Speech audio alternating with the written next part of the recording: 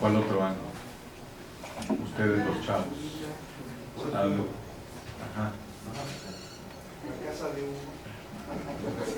Así se llama el nuevo antro, sí, la casa de humo. Muy bien. Pues vamos a continuar.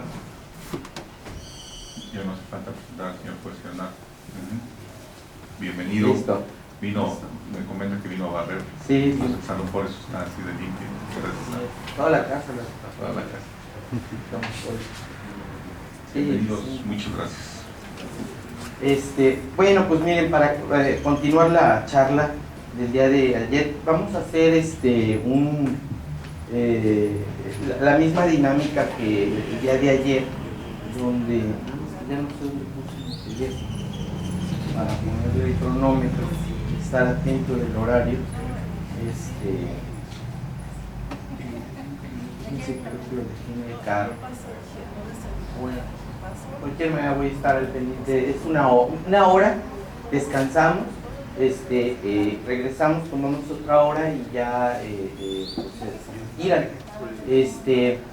Voy a continuar. Me quedé el día de ayer comentando estas tres puertas que se generan en el amparo para poder ingresar al juicio de amparo. Es muy importante que tengan mucho cuidado cuando vienen a una conferencia y escuchan que el conferencista les habla de estas tres puertas y ustedes crean que así de fácil yo entro al amparo. No, o sea, están estas tres puertas, pero hay unas subreglas muy especiales, muy particulares. Recuerden que yo les comenté ayer que el juicio de amparo es un juicio, a diferencia de muchos países que dividieron sus medios, sus acciones para ingresar al Poder Judicial y procesar demandas de derechos fundamentales, muchos países dividieron en más tipos de juicios sus problemáticas. Por ejemplo, Brasil tiene una acción de amparo especial, el habeas data, para cuestiones de información. Norteamérica y muchos países de Latinoamérica continúan con el antiguo habeas corpus, que es el antiguo manifestación de personas, que en México lo conocemos como amparo libertad.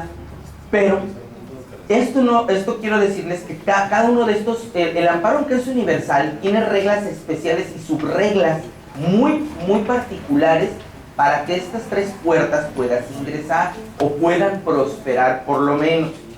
Entonces, esto es muy importante tomar en cuenta, que cuando vienen aquí, vean que estamos hablando de abstractos, pero que hay subreglas muy especiales que no puedo yo alcanzar aquí a explayar.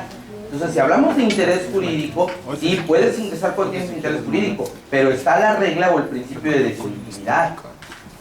Está la regla de la temporalidad del juicio, de promover el juicio en 15 días.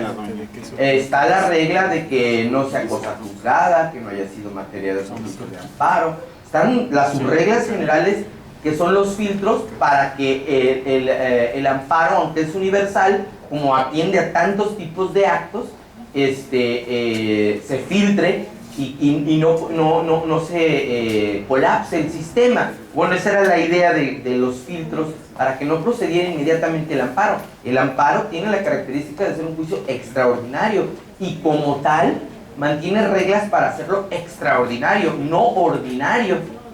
Entonces los amparistas o los, por decir de algún modo, estudiosos de la materia de amparo, saben que el amparo es un juicio universal, pero a su vez se subdivide en varios tipos de amparo. Tenemos un amparo libertad, tenemos un amparo agrario, tenemos un amparo laboral, tenemos un amparo administrativo, tenemos un amparo judicial o casación. Entonces el universal se subdivide en categorías y estas categorías tienen particularidades y especialidades muy delimitadas. Entonces cuando yo digo, bueno, es un juicio universal, tienen que captar que esto es un genérico, porque bueno, le conocemos como amparo en general, pero ya atendiendo a materia va cambiando y tiene sus reglas y características muy particulares. Incluso el amparo a libertad se podría dividir en amparo a libertad contra actos privativos, pero contra actos de privativos habría que dividirlo luego en privativos fuera del procedimiento, dentro del procedimiento. Son distintos, funcionan en reglas distintas.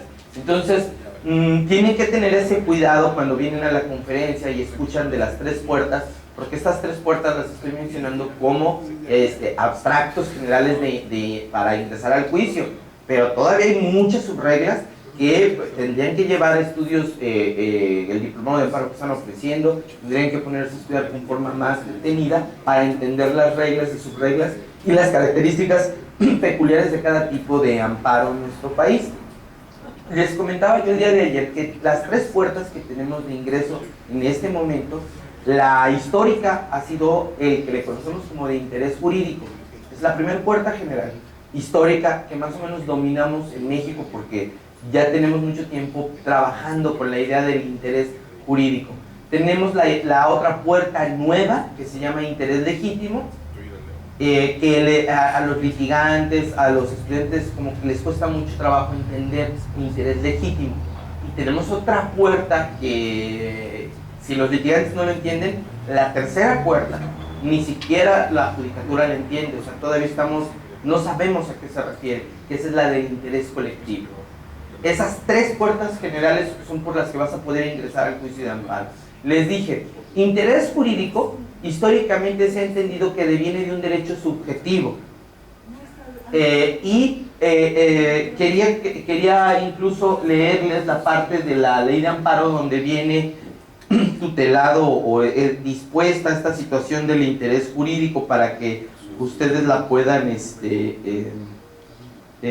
checar. Miren, el artículo 5 de los primeros artículos de la ley de amparo nos dice quién es quejoso.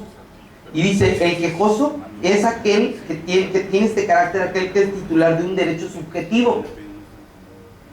Recuerden que cuando yo les dije interés jurídico deviene de derecho subjetivo, por eso la ley dice, es titular de un derecho subjetivo, derecho de propiedad, derecho de petición, derecho en algún juicio que tiene derechos subjetivos por ser parte en el juicio, derechos subjetivos en general, que tienen muchas categorías y muchas divisiones doctrinarias, todo aquel que es titular, o sea, que tiene vinculación con ese derecho, puede ser quejoso.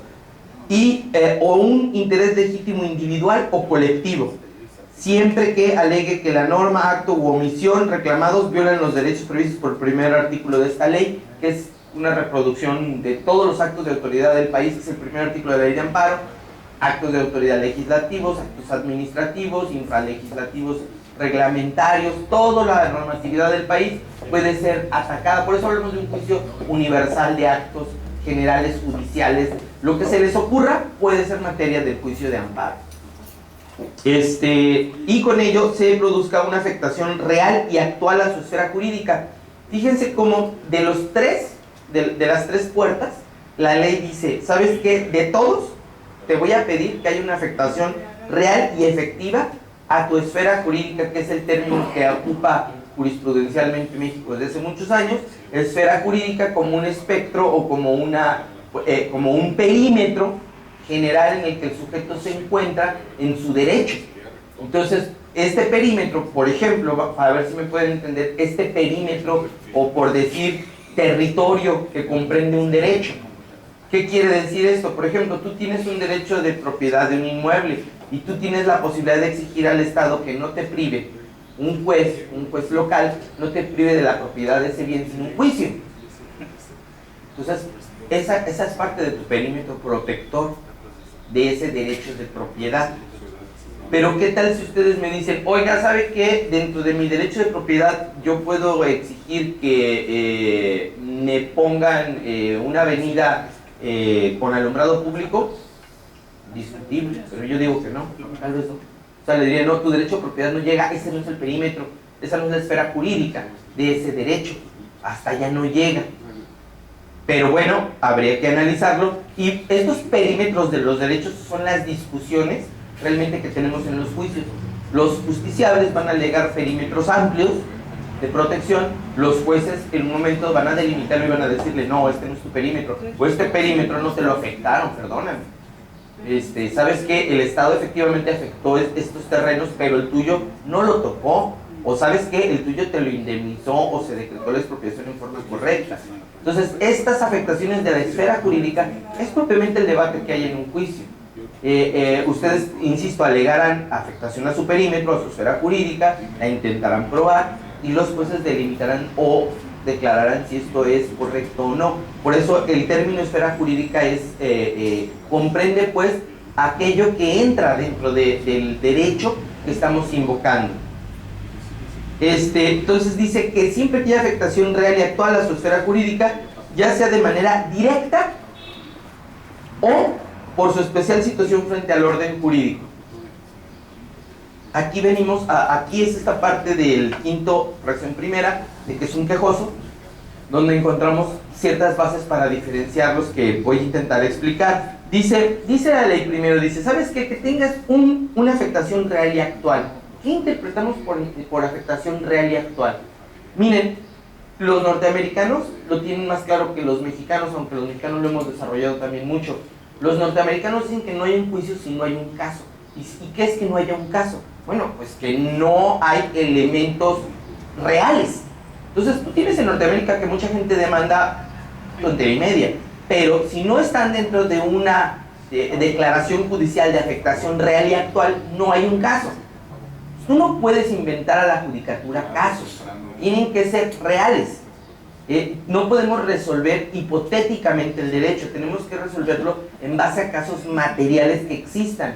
Entonces la afectación real y actual no se ha visto desde este punto de vista, pero en mi opinión se refiere a eso, a que hayan casos reales, concretos, no imaginarios, no fantasiosos.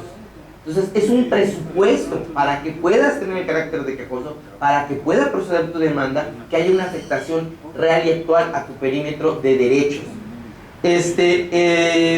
Cuando la ley dice que esta afectación sea de manera directa, señala pues que haya una vinculación entre la afectación y tu persona, porque puede haber un acto de autoridad que lesione a mucha gente, pero tiene que estar dirigida hacia ti, o tiene que afectarte directamente a ti.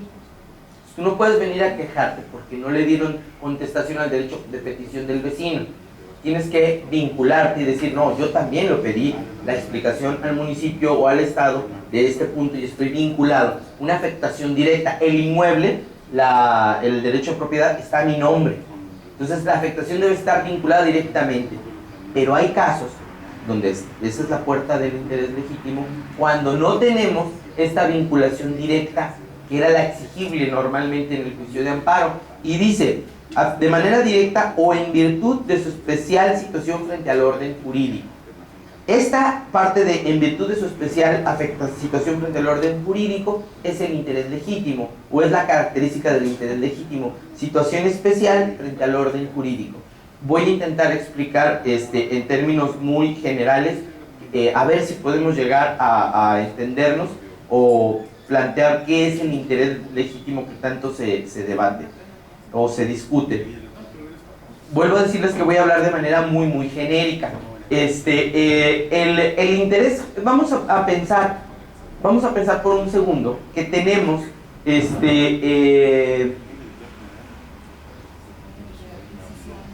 tenemos dos conglomerados gigantescos del orden jurídico de cualquier país, el que me digan, no México, sino el país que ustedes me digan. Hay una categoría de derechos que le llamamos derechos subjetivos y provienen de normas que conceden ventajas o prerrogativas. De ahí proviene el derecho subjetivo. Toda norma que concede ventaja o prerrogativa a un individuo se ubica o la caracterizamos como de derecho subjetivo. Entonces, si vemos los primeros artículos de la Constitución, todos generan derechos subjetivos o todos te dan prerrogativa o ventaja. ¿Por qué hablo de ventaja? Porque es un término que me parece que es muy claro y muy explícito de la diferencia con otro tipo de derecho general que ahorita voy a comentar. Si vemos, por ejemplo, el 16 constitucional, no puede ser molestado sin acto fundado y motivado por escrito de autoridad competente, te está concediendo una ventaja y le está diciendo al Estado, pues, no puedes actuar cuando no tengas estas condiciones de actuación de un acto fundado y motivado competente. Te está dando una ventaja como ciudadano. Si ven el 14 constitucional, dice, bueno, pues no vamos a privar a nadie de la vida, libertad, bueno, vida ya no, porque ya retiraron la pena de muerte.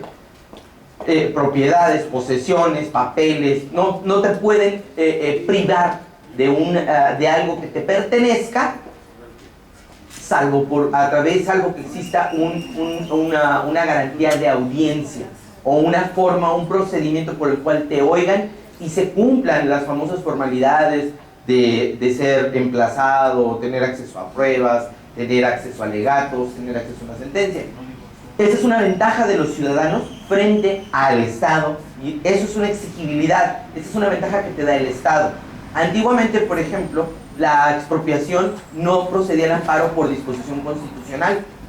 Entonces, ahí nuestra Constitución decía, aquí no hay derecho subjetivo, no traes prerrogativa de juicio en materia de expropiación. Luego cambia esto, la Corte, más bien esto todo se ve por interpretación jurisprudencial, la Corte a través de los años cambió y dijo, no, claro, en la expropiación debe haber garantía de audiencia, o por lo menos es exigible que se cumplan las formalidades que establece la ley para expropiar un bien, y debe de ser previa indemnización. Esto es un derecho constitucional, y bueno, la Corte hizo procedente el amparo cuando se había interpretado mucho tiempo que no procedía. Entonces, esa es una ventaja salida de la jurisprudencia de interpretación, donde la Corte interpreta esto. Otro caso, voy a ponerles, las víctimas. Las víctimas del delito durante muchos años, estamos hablando de, pues, ¿qué les diré? Pues hasta menos de hace 10 años, la víctima del delito no existía en el país, no tenía derechos. Porque la jurisprudencia de la Corte, la interpretación constitucional, decía que tú no tenías por qué reclamarle al Estado si lo enjuiciaban penalmente a un individuo o no. Dice, ¿a ti qué te importa?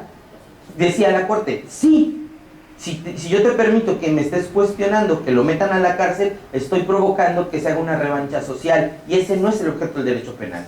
No buscamos que la gente tenga revanchismo. Deja a las autoridades actuar. Tú no te metas, tú no tienes interés jurídico. No tienes prerrogativa, ventaja para cuestionar al Estado cuando eres víctima de un delito.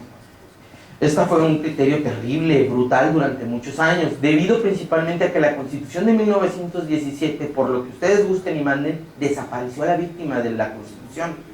Y los tribunales siguieron una línea muy dura, sobre todo los federales, de no reconocer de carácter prerrogativas procesales a la víctima. No podía ofrecer pruebas, no podía impugnar que no dictara una orden de aprehensión. Si el MP se sentaba en su macho y decía, aquí no hay delito, no ejercito acción penal, pues te friegas, no hay amparo, no hay recurso, no hay nada. Entonces, para que se den cuenta del extremo de lo que estamos hablando, la interpretación de nuestra Corte cambia en los años, y por ahí del 2000 empieza a flexibilizar, sobre todo a partir, me parece que de 1999, cuando se da la reforma del 21 constitucional, que por primera vez en México, en la época de Zedillo, dice, no, las resoluciones del Ministerio Público de no ejercicio de acción penal podrán ser impugnadas. Lo estableció la Constitución, y a partir de esa reforma del 21 constitucional empieza un debate gigantesco de los derechos de la víctima y las ventajas y prerrogativas, porque ese derecho, el no ejercicio de acción penal, obviamente que la impugnación era de la víctima. O sea, ¿cómo que no vas a ejercer acción penal? Este derecho de impugnación se lo concedió la ventaja directa a la Constitución, pero muchos estados, por ejemplo, no hicieron el medio de impugnación. Entonces la Corte dijo, mientras no haya medio de impugnación, que se vengan al amparo todos los mexicanos.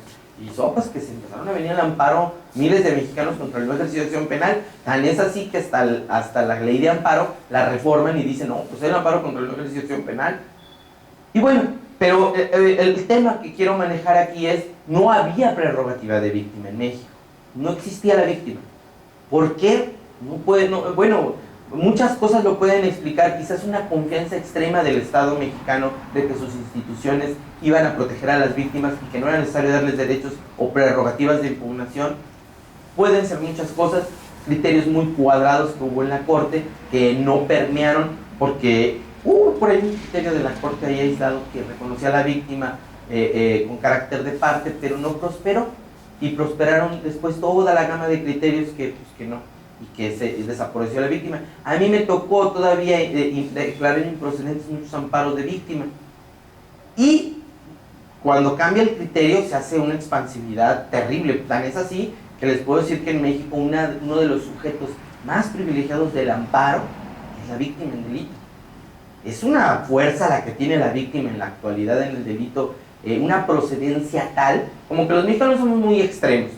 Es como que estamos en el extremo de nada y ahora estamos en el extremo de que es uno de los sujetos más privilegiados del sistema jurídico.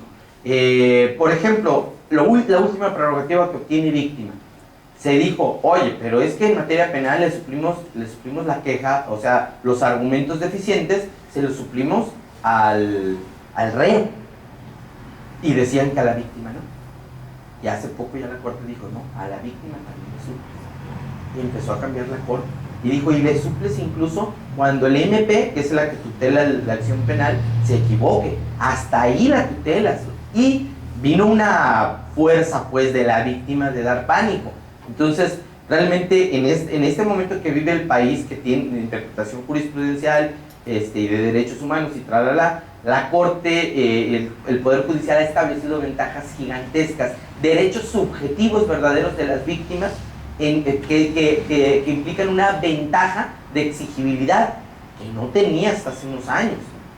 Entonces, para que puedan observar, hay normas jurídicas de las cuales provienen derechos subjetivos y el derecho subjetivo se identifica principalmente con lo que podemos llamar una ventaja prerrogativa.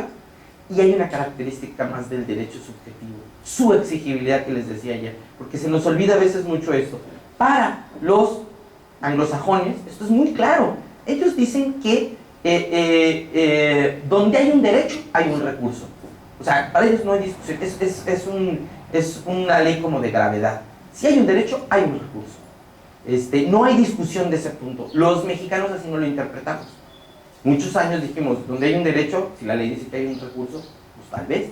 Pero los tribunales norteamericanos y la jurisprudencia gringa y los ingleses, esto no tuvieron nunca ninguna duda. Dijeron, los derechos no son fantasías. Los derechos, donde hay derecho, hay recursos. Se acabó. Ese es el lema. México ha empezado a integrar esta idea universal de derecho, exigibilidad, recurso.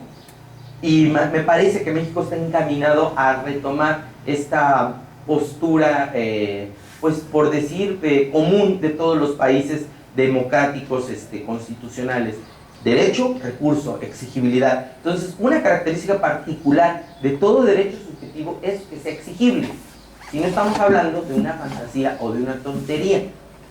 Pondré otro caso de no exigibilidad porque dirán, bueno, a ver, pues el caso de la víctima, pero habrá más. Sí, hubo muchos, infinidad.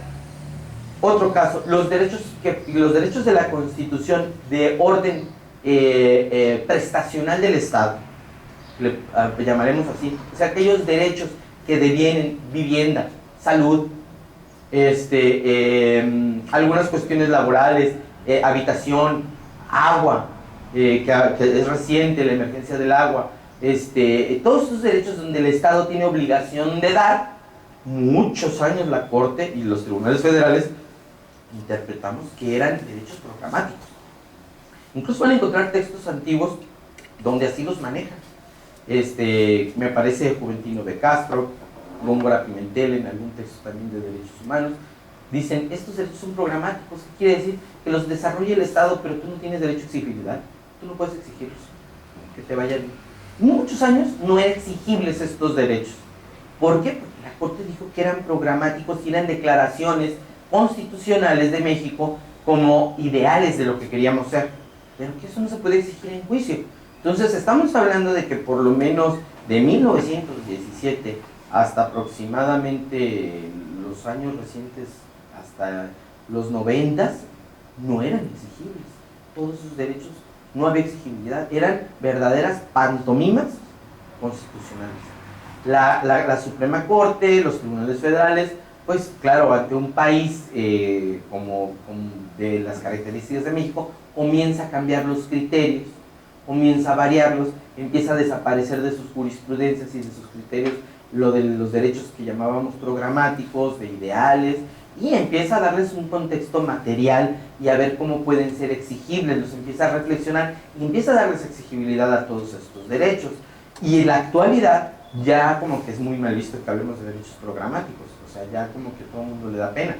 pero esto fue pan de todos los días, lo enseñábamos en las universidades, de que ustedes ni se les ocurra litigar estos asuntos, no tienen caso. Entonces no había experiencia. Estamos hablando de una experiencia de 20 años, el país empezando a la exigibilidad de los derechos ideales o programáticos que llamábamos anteriormente. Vuelvo, entonces, insisto en el tema, hay unas normas de las cuales se generan derechos subjetivos de exigibilidad y de ventaja ciudadana. Es un tipo de normas que generalmente las estudian en la materia de derechos humanos o en la materia de garantías individuales, como sea. Bueno, al margen de las normas que generan derechos subjetivos y que pueden ser también de índole privada, pública, de muchos índoles, o sea, de estos dos índoles generales, por lo menos, porque los públicos pueden ser pues, los que están en la Constitución, los privados los que devienen de los códigos civiles, que pueden ser pues propiedad, posesión, usufructos, derivados de contratos, todos los derechos que se les puedan, todas las normas. Y cuando hablamos de normas, piensen un poquito amplio, no vean la norma escrita, también vean la norma que deviene contractualmente. O sea, si ustedes hacen un contrato, si llega su cliente a decirles, oiga, ¿sabe qué? Pues es que a mí me contrataron para poner X, proveer, por ejemplo, no sé, de sillas a un restaurante, ahí hay una, y fíjese, mi contrato dice que me tienen que pagar en el término de 90 días, y llevamos 3 años y no me han pagado, o me quieren compensar con que me devuelven las sillas después de 3 años. Entonces, ese contrato deviene un derecho de exigibilidad, es la misma naturaleza que un derecho subjetivo, pero privado. Tú tienes una exigibilidad en base a esta norma individualizada llamado contrato de exigir el pago de las sillas y quizás hasta una indemnización por el paso del tiempo. Entonces, ahí encontramos también una norma subjetiva, pero privada, de exigibilidad y de ventaja. Y cuando hablamos de ventaja, no todas las ventajas son indebidas.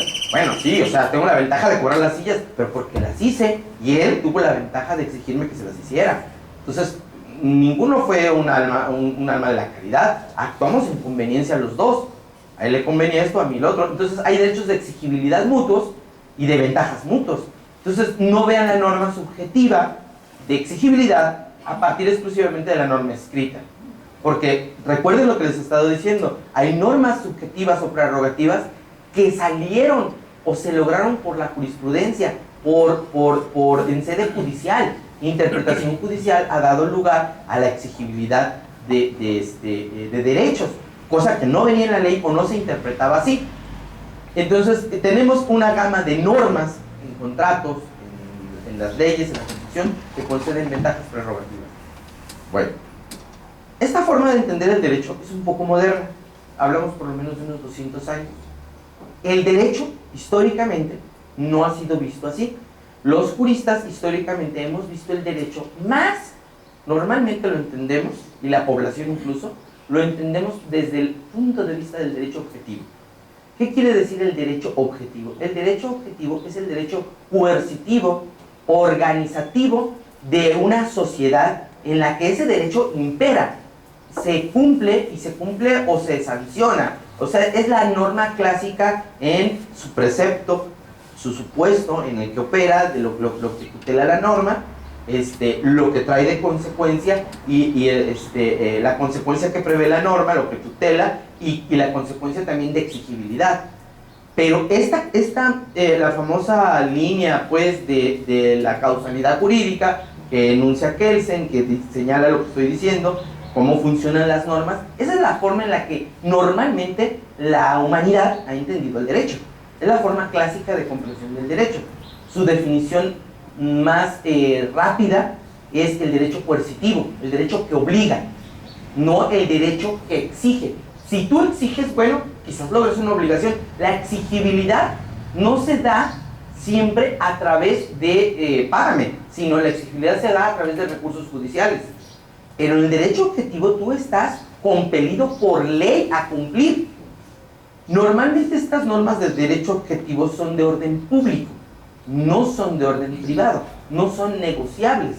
Entonces, sí, ¿de qué normas estamos hablando? Pues de las normas electorales, estamos hablando pues de las normas de tránsito de la ciudad, Estamos hablando de las normas de derecho penal, no son negociables, cometiste un homicidio, esta no es una prerrogativa. Incluso la forma de enunciación y de descripción legal de estas normas es coercitiva. El que prive la vida a otro, tan, le proceden tantos años de prisión. Su descripción, incluso su forma de enunciación es objetiva hacia el punto de ordenar. Esta forma de entender el derecho como castigo, como obligatorio, es una forma histórica, la más típica del derecho que ha habido, desde las sociedades más primitivas hasta las actuales. Lo que pasa es que vivimos en una época en la que los derechos subjetivos, la forma de ver el derecho como derecho subjetivo, como exigibilidad, es mucho más común y la gente lo quiere ver así. Pero cuando hablamos de derecho, tenemos que entender que podemos hablar de derecho como derecho subjetivo, pero también como norma objetiva de cumplimiento, que es coercitiva. ¿A qué es a lo que voy o qué es lo que quiero comentar, a dónde quiero llegar o comentarles en general de esta charla? Que ustedes, para entender bien la idea del interés legítimo y del derecho, del interés jurídico, tienen que entender por principio la diferencia que existe en las dos categorías muy generales del derecho. Hay otras, por lo menos los teóricos hablan de derecho subjetivo, de normas que conceden derechos subjetivos, las normas objetivas, y hay otras dos normas que dicen los teóricos que son diferentes. Dicen que las normas de facultad pública son distintas a las objetivas y las normas permisivas para los ciudadanos son un poco distintas a las objetivas. O sea que habría 4 categorías generales de la lógica de las normas jurídicas normales en general. Para lo que nos interesa en este momento, nos interesa diferenciar la norma que genera prerrogativa y la norma coercitiva, obligatoria, de cumplimiento obligatorio, a través de la función coercitiva o de castigo del Estado, que es la forma, insisto, tradicional de comprensión del derecho. Si ustedes leen textos antiguos, esto es lo que van a entender los romanos, lo que van a entender los ingleses, que el derecho es una forma objetiva. ¿Dónde pueden encontrar explicaciones de todo esto que estoy diciendo? Pues curiosamente los van a encontrar en sus libros de teoría general del derecho. Ahí es donde se explica todo esto. Entonces, un consejo, sean estudiantes de primer año, de segundo año, noveno año, tengan 10 años en el derecho, 20 años, tienen que volver al credo, tienen que volver a su libro de teoría general del derecho, tienen que buscar autores nuevos, gente que explica cada vez mejor el derecho. Ahora lo van a entender mejor. Mientras más pase el tiempo, mejor van a entender esto. Entonces hay que regresar a los básicos siempre, absolutamente. Ese es un consejo que les doy. No porque lo vieron en primer año, teoría general del derecho, lo dejen. Tienen que retomarlo cada que puedan, volver a retornar a la teoría general del derecho, porque es lo que les va a dar explicación a lo que se dedican y de los temas más desarrollados del derecho. Entonces hay que volver, y es algo, yo de cabecera tengo a Maynes, al histórico Maynes, y al que sigo a pie juntillas, a Rolando Tamayo Salmón. Esos dos son a los que sigo, así como el credo que tengo al lado de mi escritorio. Los consulto invariablemente, todos estos dos textos. García Maynes mucho menos, pero para algunos temas es muy bueno, sigue siendo extraordinario. Otro libro, pues el Villoro Toranzo, que es un libro más o menos de la iniciativa privada del derecho, de la libre de derecho. Es bueno, pero sin duda el mejor históricamente en México, yo creo que incluso el mejor jurista que ha dado el país, Tamayo Salmón, que no es muy reconocido, pero para mí se me hace el más grande del país que ha habido. ¿Por qué? Pues porque el tipo tiene reconocimiento a nivel internacional. O sea, porque él no publica en México, él publica en otras universidades. Y bueno, en los últimos años como que se ha apagado, no sé qué ha pasado con Tamayo Salmón. Bueno, entonces, las normas de derecho objetivo han tenido una problemática muy particular. La norma de derecho objetivo, para cuestionarla, para exigir su cumplimiento, era muy difícil en México. Tú podías cuestionar al derecho objetivo, y cuando hablo de derecho objetivo, estamos hablando de toda la administración pública, porque toda la administración pública se rige por derecho objetivo. Cuando hablamos de administración pública, hablamos de que las normas de derechos subjetivos típicos representarían un 10% frente al 90% del orden jurídico mexicano, que son normas objetivas de organización pública. Entonces, ese 90% de normas y de actividad estatal era muy difícil cuestionarlo. Primer punto, porque el sistema te decía, ¿quieres cuestionarme al derecho objetivo? ¿Qué te afecta? ¿Qué te afecta por interés jurídico? ¿Qué vinculación tienes? ¿Qué afectación real tienes? ¿Y sobre qué derecho? ¿Sobre qué derecho subjetivo lo quieres reclamar? No, pues es que, ¿sabe qué? Volvemos al caso de la calle, o vamos a suponer que en una colonia que ha cuidado un desarrollo urbano muy particular, o que compró una zona residencial todos para una organización donde no hubiera tiendas, donde no hubiera, de repente les ponen una gasolinera, les ponen un Oxxo, les ponen un basurero, y eso es muy común, ¿eh? O sea, tú compras, haces tu inversión, compras una casita pequeña y de repente al lado un basurero. Y además un basurero que tiene estos tubos donde le salen gases y todo el día huele espantoso. Y ahí está al lado la colonia y se enteran de que luego vive el químico que es vecino y dicen esas cosas explotan y son peligrosísimas. Y bueno, ahí están los niños. Entonces el ciudadano decía, ¿sabes qué? Quiero impugnar este basurero. Entonces volvemos a los perímetros de derecho, a las esferas jurídicas. Los tribunales decíamos, no, ¿y qué? Pues tú tienes una casa, pero el derecho de propiedad no se extrapola a que le puedas exigir al municipio que no hay un basurero. Y además el municipio está cumpliendo otro tipo de ordenamientos. Y mira, todas las normas del municipio están bien y tú no puedes cuestionar. El ciudadano decía, es que el municipio ni siquiera es un estudio de impacto ambiental frente a los inmuebles y a los ciudadanos que vivimos aquí. Sí, pero tú no puedes, tu derecho de propiedad no llega hasta ahí. Perdóname, pero tú no puedes cuestionar los dictámenes ambientales porque tienes una casa o porque no lo cumplió el municipio. Esas discusiones, que son mucho más grandes, no se daban en México porque las habíamos rechazado, porque la única manera de la puerta del interés jurídico del juicio de amparo no daba. El perímetro de derechos custodiados por interés jurídico no daba porque eran muy pequeños, principalmente porque eran de orden civil y acotados a un margen antiquísimo de derecho. Entonces no les daba para cuestionar toda la actividad gubernamental y por ese motivo, ante esta crítica y ante el tamaño cada vez históricamente mayor de la administración pública, se inventa el interés legítimo como una forma de cuestionar al derecho objetivo y a la autoridad. Entonces, pero te exigen una cosa, te exigen que haya un caso, o sea, afectación real y directa. Y te exigen que tengas una situación particular frente al orden normativo o frente al acto de autoridad, eso no lo dice la ley, es frente al orden normativo o frente al el Estado. ¿Esta situación cuál es? Pues la situación es fáctica, no es jurídica, es fáctica. En el caso que platicábamos de la persona que compró una casa y le pusieron un basurero, esta persona está en una situación fáctica muy particular, porque efectivamente ella vive aquí y aquí está el basurero. Hay una situación que objetivamente le permite cuestionar al Estado las normas objetivas que aplicó para la implementación del basurero.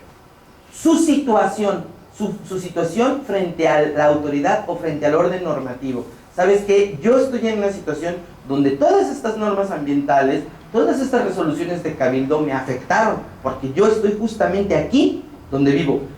No podría cuestionarlo, por supuesto, a la persona que vive en otro lugar, porque diríamos, oye, tú no tienes la situación frente al orden normativo o frente al acto de autoridad. Entonces, esta nueva forma de ver el derecho, de ver el ingreso al juicio de amparo, es nueva. Los tribunales administrativos de nuestro país ya la habían asumido.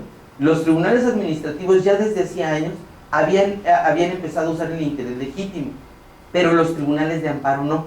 Los tribunales de amparo no procedían al amparo por interés legítimo, porque la ley de amparo anterior, la del 36, pues nada más decía que por interés jurídico, no podía proceder por otra cosa, y salieron, aunque hubo momentos particulares del sistema jurídico donde de repente como que se nos aflojaron las piernas y pensamos que sí procedía, No, al último los criterios salieron de que no, interés legítimo no. Entonces la reforma de 2013, la nueva ley de amparo, prevé el interés legítimo, y esta explicación del interés legítimo ya viene en varias jurisprudencias, no como yo lo estoy explicando, lo explican desde otros parámetros. Por ejemplo, ellos imponen una condición muy interesante. Las tesis jurisprudenciales dicen que tiene interés legítimo aquel que obtendría un beneficio si anula el acto. Lo ponen como una condición interesante. Dicen, ¿quieres saber que hay interés legítimo? Se anula el acto, ¿obtiene un beneficio? ¿Obtiene una ventaja? Y ahí equiparan mucho la idea de la ventaja del derecho subjetivo, pero a través del acto de anulación. Mientras que en el derecho subjetivo la ventaja es previa, porque me lo otorga la ley, porque tengo la propiedad y tengo la ventaja de exigibilidad de que no me quiten la casa. En el derecho del interés legítimo la ventaja vendría de la anulación del acto. Entonces como que cambia un poco la dirección o el momento en el que se genera el beneficio. En derecho subjetivo es previo, en el derecho legítimo es posterior. Si anulas el acto lo obtienes. Les platicaré un caso que tuve en Culiacán de interés legítimo, porque no son muchos, y les voy a contar también algunas excepciones que vienen del interés legítimo. En Culiacán conocimos un caso donde unas personas vivían en una comunidad circundante de, me parece que de Ensenada, no estoy seguro. El caso es que estas personas tenían su casa y como estaba despoblado, se les ocurrió invadir unos terrenos. Hicieron un jardín, ampliaron su casa, estaba vacío el terreno, lo ampliaron y pusieron su jardín, hasta plantaron plantas de ornato. Bueno, estaba bellísimo aquello. Llegó el municipio y dijo, oigan, ¿saben qué? Aunque no se vea, y es esto medieval, es un callejón en nuestra planeación urbana, y es del municipio, no puedes hacer eso. Entonces les notificaron que, pues, ¿qué onda? Que se salieran, que tenían tantos días para salirse, y ya, los sacaron, les llegaron unas barrenadoras y ¡pum! Les volaron todas sus plantas y todo. Entonces van al amparo y dicen, y ellos alegaban, pues, la verdad, cosas medio torpes, porque decían que ellos habían demandado que la prescripción positiva de esos bienes, que ese terreno, como que le daban cierta razón al municipio, de que no era de ellos, pero que estaba vacío, no había nadie, y a quien afectaban, y hicieron inspecciones, presentaron fotos donde se veía que todavía estaba despoblado, o sea que el callejón pues lo iban a hacer en algún año de la administración municipal, pero ahorita no estaba. Entonces pues, sí se vio muy agresivo el municipio. Entonces cuando nosotros ya integramos el expediente y ya lo íbamos a resolver, un primer punto que sobresalió fue el interés jurídico. A ver, ¿tiene interés jurídico esas personas? No tienen nada. Nos presentaban sus constancias de que habían presentado una demanda de prescripción positiva.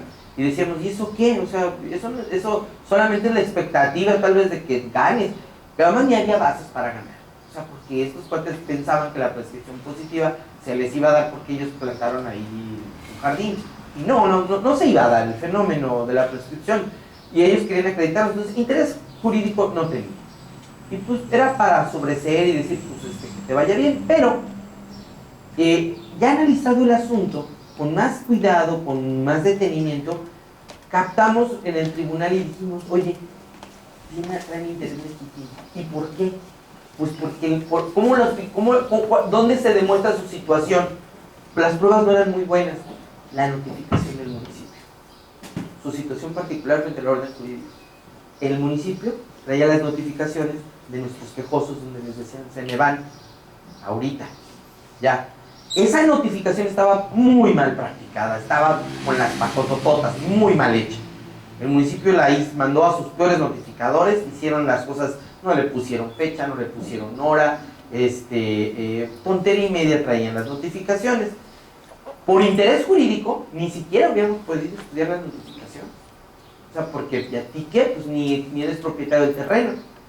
Pero por interés legítimo, dijimos, ¿sabes qué? Esas personas están en una situación donde el municipio les está instalando un procedimiento para retirarlos, pero está mal practicada la notificación y le da interés legítimo a ellos para reclamarlo en amparo. Pero, le dijimos, o sea, ya en la sentencia se le dijo claramente al municipio, le dijimos, mira, practica bien el procedimiento, o sea, sácalos bien, o sea, notifícalos correctamente, instauras el procedimiento, pero no les puedo devolver el predio, pues ya se solicitado, porque no tienes interés legítimo. Lo único que te puedo garantizar es la audiencia y las notificaciones que se hagan conforme al orden jurídico. Y si tienes una situación desde que el municipio te la reconoció y te notificó que te retiraras del predio, entonces se concedió el amparo, en verdad un poco soso, para que les dieran el acceso a un procedimiento en base a su situación particular frente al orden normativo y a la notificación que les reconocía que eran poseedores, pero el derecho de posesión y propiedad no se lo reconoció el Tribunal de Amparo, nada más les reconocimos su situación particular frente al acto de autoridad notificación, pero anteriormente sin el interés legítimo hubiéramos sobreseído en segundos,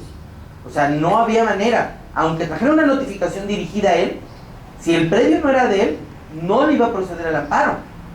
O sea, esa notificación no le causaba ningún perjuicio, porque no tenía un derecho subjetivo frente al predio. Entonces, estos actos, estas situaciones del interés legítimo son verdaderamente complejas, difíciles. La Judicatura Federal no tiene tanta experiencia usando el interés legítimo, propiamente del 2013 para acá, por lo menos los juzgados de distrito.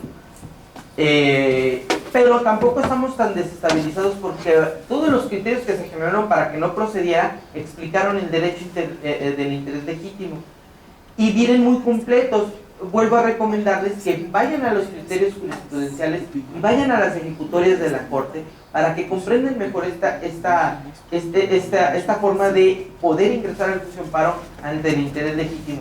Les voy a poner también otro caso que conocí, que no procedió, que era de un individuo de Aguascalientes, este señor Jauregui, no sé cómo estuvo, pero es un abogado de Aguascalientes, tenía a su mamá, que creo que vivía en el centro de la ciudad, y el municipio, por razones de la feria, cada que era la feria de San Marcos, 30 días, cerraba una calle completita, y los afectaba a todos los individuos de ahí, no podían entrar ni salir, y era un problema para los habitantes del centro de Aguascalientes, cercanos al perímetro ferial, pues tenían una situación caótica. Durante 30 días no pueden ingresar a su domicilio, tenían que hacer fila, pedir permisos especiales.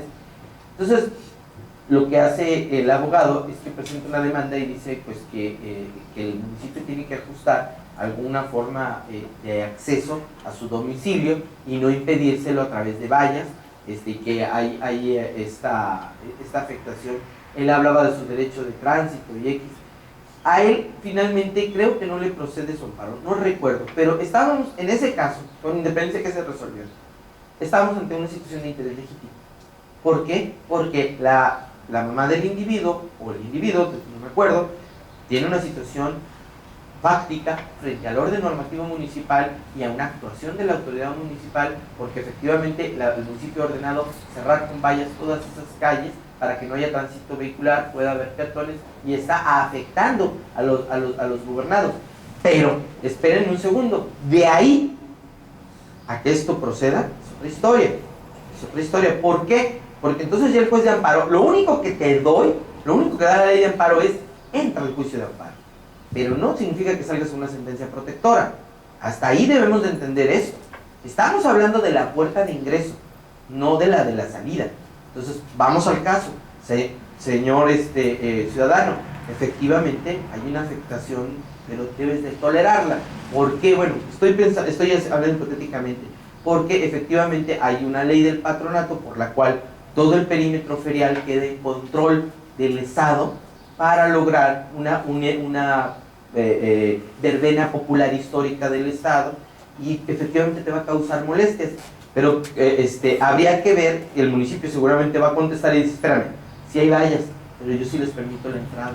Claro, pues si son habitantes, pero les permito la entrada, pero tenemos que registrarlos para que no se nos cuelen.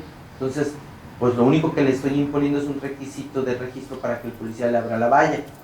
O además, bueno, pues hay determinadas horas donde los proveedores van a surtir mercancía, esa hora es la congestionada, durante todo el día se puede ingresar. Lo que pasa es que eran tantos habitantes en ese fenómeno, como la feria se hace en un lugar, en arterias públicas, una gran cantidad de sujetos se ven afectados. De hecho, se van de sus casas, O sea, esos 30 días se van. No quieren saber de la feria, es invivible, pues. Están las tamboras, no es como la de León. La de León está muy bien organizada. Aguascalientes tiene también un matiz popular, muy popular y muy caótico, a diferencia de León, donde esto está bien bonito, las vallas. Allá además es una cantina, o sea, es una zona de tolerancia. La feria es algo, nada más los que la han visto pueden creer. Entonces, bueno, no significa, por eso, a ver, yo insisto, tu situación particular frente al orden jurídico no significa que vayas a ganar el amparo. Eso no significa. Nada más significa que te dan puerta de entrada para que te escuche un juez. La puerta de entrada es lo único que te va a garantizar el interés legítimo, es que pueda proceder tu demanda y que pueda hacer materia de un estudio constitucional de un juez. No significa que lo vayas a ganar. ¿Por qué les digo esto? Porque mucha gente compra el interés legítimo de este modo. Ya tengo la situación frente al orden normativo, ya gané la demanda de amparo. ¿Qué más quiero probar? Ya me dijeron que sí. Entonces, bueno, habrá dos discusiones. El municipio podrá justificar su acto en base al orden normativo o objetivo y decir, no, mi acto concreto donde sí lo estoy afectando es válido por esto y por esto otro. Y yo efectivamente le cerré la arteria, pero le cerré la arteria pues porque hay una verbena popular. El basurero, falso. El documento de desarrollo urbano municipal dice claramente que ahí va a haber un basurero, y lo dice desde hace 20 años, y fue exigencia de la población de todo el municipio poner un basurero. No teníamos, mira, señor juez, tenemos 4 terrenos. Los 2 terrenos que tenemos para hacer el basurero están en conglomeraciones más altas. Se le dijo a la constructora que no hiciera una zona habitacional porque iba a haber un basurero municipal.